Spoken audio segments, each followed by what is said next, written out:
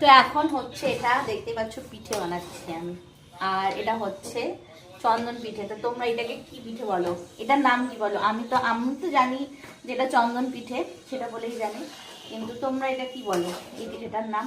এটাকে এখন থালায় সাজাতে হবে, তারপর পিস পিস করে বরফি বরফি করে তারপরে খেতে হবে। কিন্তু এটা নাড়তে নাড়তে আমার হাত পুরো মনে হচ্ছে না, একটা হাত পুরো খুলে বেরিয়ে গেল প্রথম কথা।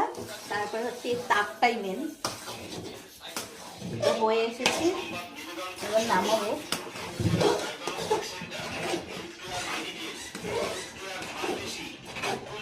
এটা ব্যাপারটা হচ্ছে চালটা আধা সিদ্ধ থাকবে, পুরোটা সিদ্ধ হবে না, কিন্তু মুখে হালকা বাঁধবে, এটাই তার মেন ইয়ে।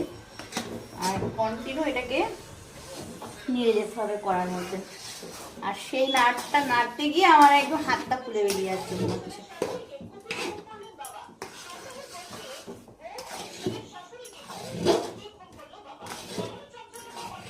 অফ করে দিলাম।